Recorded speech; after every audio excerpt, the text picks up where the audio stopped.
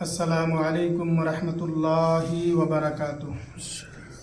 نحمده ونصلی علی رسوله الکریم، اما بعد، اعوذ باللہ من الشیطان الرجیم، بسم اللہ الرحمن الرحیم۔ ومن الناس من یشری لہو الحدیث لیضل عن سبیل اللہ بغیر علم ویتخذها ہزوا اولئک لہم عذاب مہین۔ محترم سامعین، اس سے پہلے کے درسوں میں کانوں کا درست اور صحیح استعمال کرنے کا تین عمل ذکر کیا گیا تھا۔ ایک، کانوں سے قرآن مجید کی تلاوت کو سننا، اس کانوں کے ذریعے سے حدیث کی باتیں، واعظ و نصیحت کو سننا، اس کانوں کے ذریعے سے اذان کو مکمل طور پر سننا اور اس کے جواب دینا، اسی طرح سے اچھی اور سچی باتیں سننا۔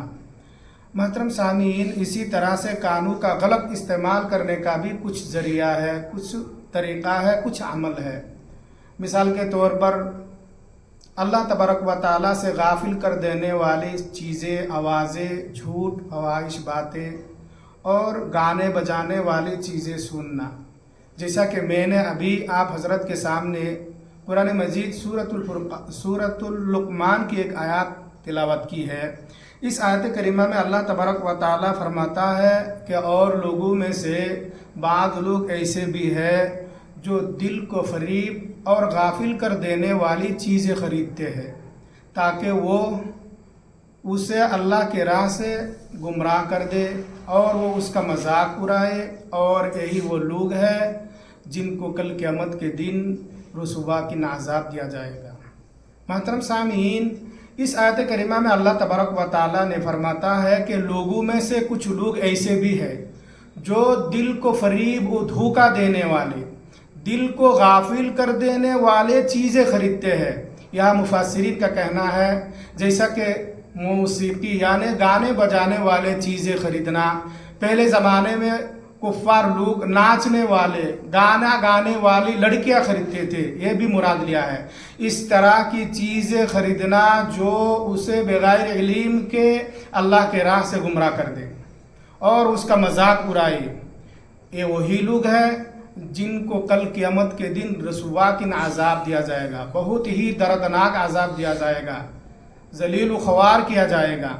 محترم سامعین، اس آیات کے کریمہ میں جو لہو الحدیث لفظ ہے، اس کے بارے میں مفسرین کا کہنا یہ ہے کہ لہو الحدیث سے مراد ہر وہ بات، ہر وہ کام، ہر وہ چیز جو لوگوں کو، جو انسانوں کو اللہ سے غافل کر دیتا ہے، دور کر دیتا ہے، یعنی گانا بجانا، ناچنے والی لڑکیاں خریدنا، گانے بجانے والے چیزیں خریدنا، گانے بجانے کو سننا، جھوٹ باتیں، غیبت، چغل خوری بھی اس میں آ جاتی ہے۔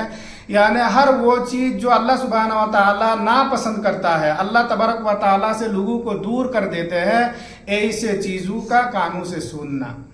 محترم سامعین، اسی طرح سے ایک دوسرے کی باتوں پر کان لگانا، سننا اس کے اجازت کے بغیر۔ صحیح بخاری کی حدیث ہے، حدیث کے راوی حضرت عبداللہ ابن عباس رضی اللہ تعالی عنہما ہے۔ فرماتے ہیں کہ رسول اللہ صلی اللہ علیہ وسلم نے ارشاد فرمایا کہ جو شخص دوسروں کی بات سننے کے لیے کان لگاتا ہے اس کے اجازت کے بغیر، جبکہ وہ اسے ناپسند کرتا ہے، اس سے بھاگتا ہے، تو اس شخص کو کل قیامت کے دن اس کے کانوں میں سیسا پگھلا کر ڈالا جائے گا۔ کیا فرماتے ہیں اللہ کے نبی صلی اللہ علیہ وسلم نے؟ کوئی شخص بات کر رہا ہے، 2 شخص ہو، 3 شخص ہو، اور اس بات کو سننے کے لیے کوئی دوسرا جا کے کان لگاتے ہیں اور وہ اس کو ناپسند کرتا ہے کہ وہ نہ سنے، اس سے اجازت بھی نہیں لیا، بغیر اجازت سے جا کر سننا، یہ بہت ہی بڑی بات ہے، بہت ہی بڑی غلطی ہے۔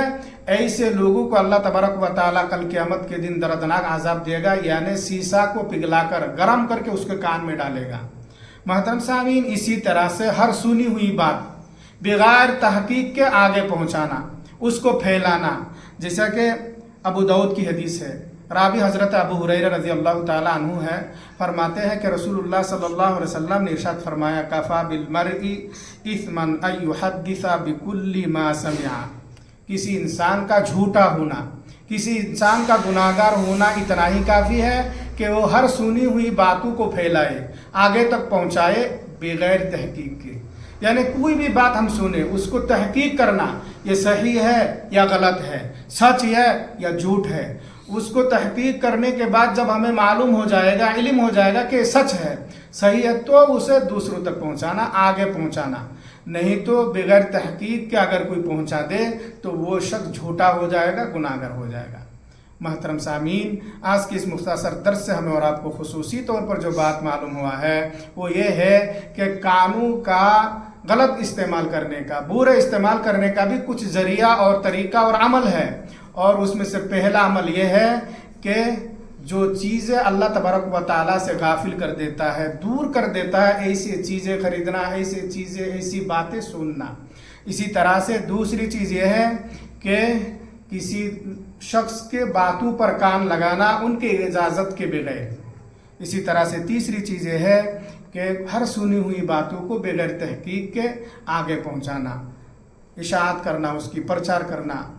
लिहाजा हमें और आपको चाहिए कि हम इस तरह के गलत कामों से अपने कानों को बचाएं, इस तरह के कामों से हम अपने आप को परहेज करें। अल्लाह तबारक व तआला से दुआ है कि अल्लाह ताला हम तमाम को ऐसी गलती से परहेज करने की तौफीक अता फरमाए।